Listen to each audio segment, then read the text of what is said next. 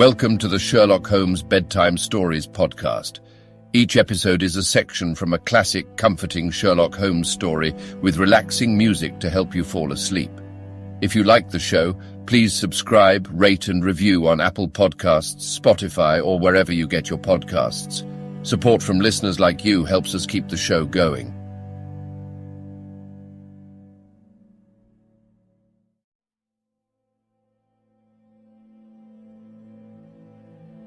Now it's time to relax. Let your body fall into a comfortable position in your bed and drift gently into a state of total relaxation with tonight's story. The Red-Headed League continued. We travelled by the underground as far as Aldersgate, and a short walk took us to Saxe-Coburg Square, the scene of the singular story which we had listened to in the morning. It was a poky, little shabby genteel place, where 4 lines of dingy, 2-storied brick houses looked out into a small, railed-in enclosure, where a lawn of weedy grass and a few clumps of faded laurel bushes made a hard fight against a smoke-laden and uncongenial atmosphere. 3 gilt balls and a brown board with Jabez Wilson in white letters upon a corner house announced the place where our red-headed client carried on his business. Sherlock Holmes stopped in front of it with his head on one side and looked it all over, with his eyes shining brightly between puckered lids. Then he walked slowly up the street and then down again to the corner, still looking keenly at the houses. Finally, he returned to the pawnbrokers and, having thumped vigorously upon the pavement with his stick 2 or 3 times, he went up to the door and knocked. It was instantly opened by a bright-looking, clean-shaven young fellow who asked him to step in. "Thank you," said Holmes. "I only wished to ask you how you would go from here to the Strand." "Third right, 4th left," answered the assistant, promptly closing the door. "Smart fellow, that," observed Holmes as we walked away. "He is, in my judgment, the 4th smartest man in London, and for daring I'm not sure that he has not a claim to be 3rd. I have known something of him before." "Evidently," said I, "Mr. Wilson's assistant counts for a good deal in this mystery of the Red-Headed League. I'm sure that you inquired your way merely in order that you might see him." "Not him." "What then?" "The knees of his trousers." "And what did you see?" "What I expected to see." "Why did you beat the pavement?" "My dear doctor, this is a time for observation, not for talk. We are spies in an enemy's country. We know something of Saxe-Coburg Square. Let us now explore the parts which lie behind it. The road in which we found ourselves as we turned round the corner from the retired Saxe-Coburg Square presented as great a contrast to it as the front of a picture does to the back. It was one of the main arteries which conveyed the traffic of the city to the north and west. The roadway was blocked with the immense stream of commerce flowing in a double tide inward and outward, while the footpaths were black with the hurrying swarm of pedestrians. It was difficult to realize as we looked at the line of fine shops and stately business premises that they really abutted on the other side upon the faded and stagnant square which we had just quitted. "Let me see," said Holmes, standing at the corner and glancing along the line. "I should like just to remember the order of the houses here." It is a hobby of mine to have an exact knowledge of London.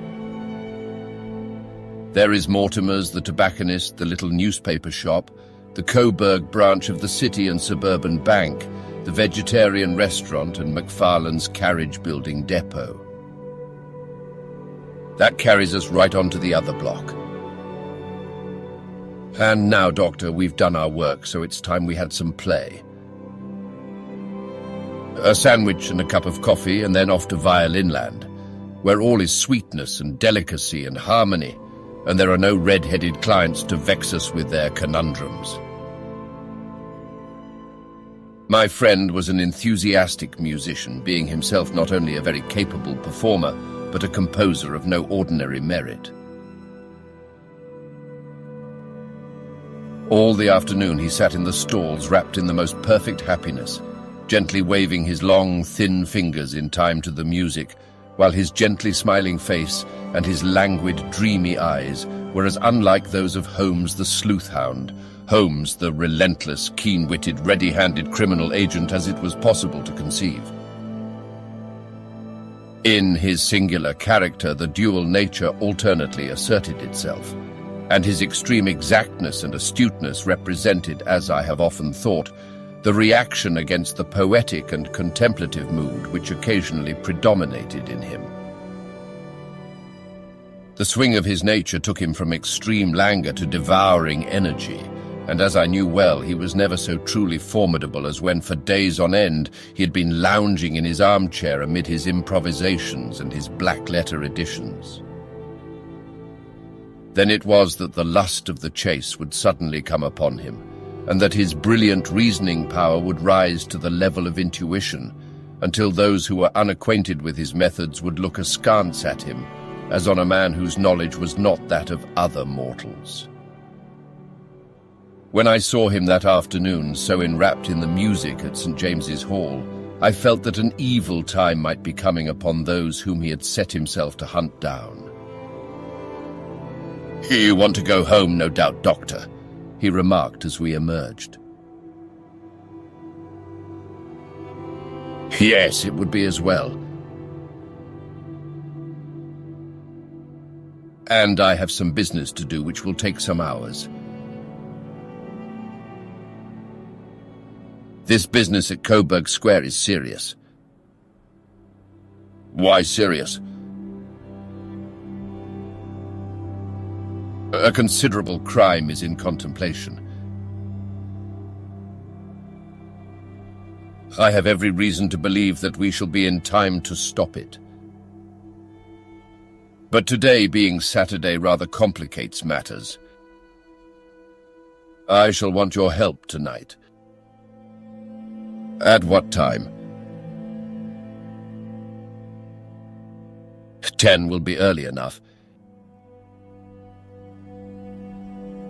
I shall be at Baker Street at 10.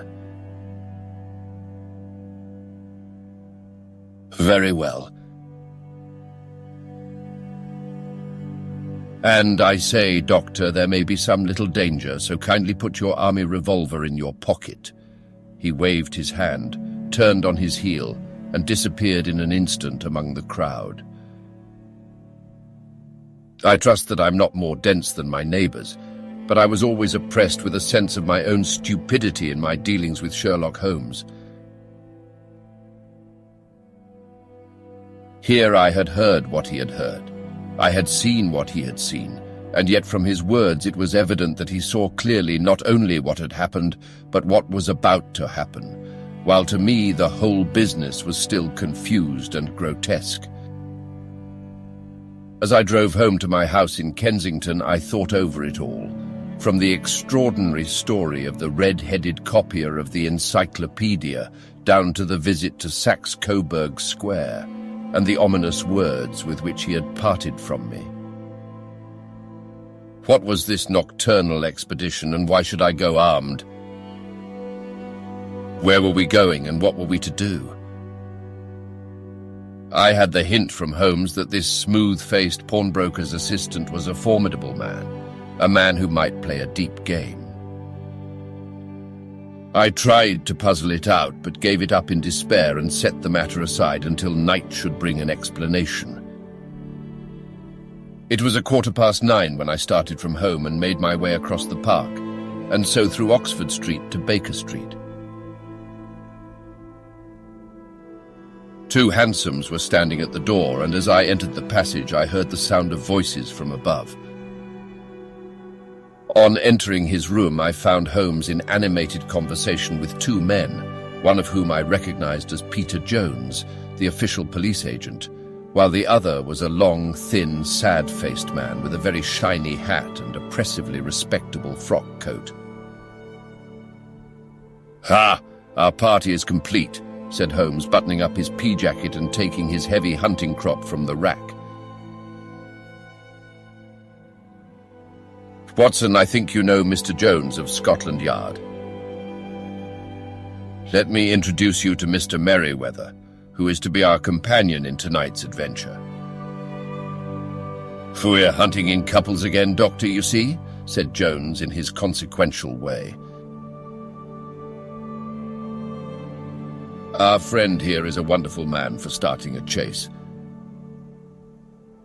All he wants is an old dog to help him to do the running down. I hope a wild goose may not prove to be the end of our chase," observed Mr. Merryweather gloomily.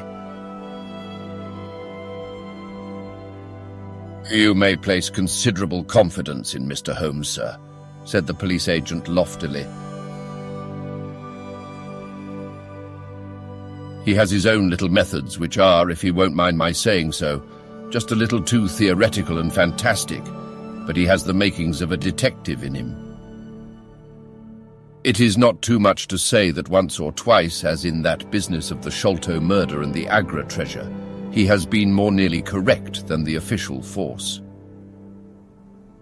"Oh, if you say so, Mr. Jones, it is all right," said the stranger with deference.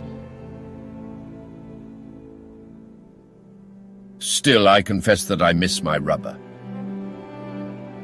It is the first Saturday night for 27 years that I have not had my rubber." "I think you will find," said Sherlock Holmes, "that you will play for a higher stake tonight than you have ever done yet, and that the play will be more exciting. For you, Mr. Merryweather, the stake will be some £30,000, and for you, Jones, it will be the man upon whom you wish to lay your hands. John Clay, the murderer, thief, smasher, and forger. He's a young man, Mr. Merryweather, but he is at the head of his profession, and I would rather have my bracelets on him than on any criminal in London. He's a remarkable man, is young John Clay.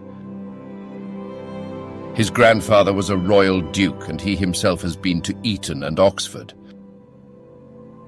His brain is as cunning as his fingers, and though we meet signs of him at every turn, we never know where to find the man himself. He'll crack a crib in Scotland one week and be raising money to build an orphanage in Cornwall the next. I've been on his track for years and have never set eyes on him yet. I hope that I may have the pleasure of introducing you tonight. I've had one or two little turns also with Mr. John Clay, and I agree with you that he is at the head of his profession. It is past 10, however, and quite time that we started. If you two will take the first hansom, Watson and I will follow in the second.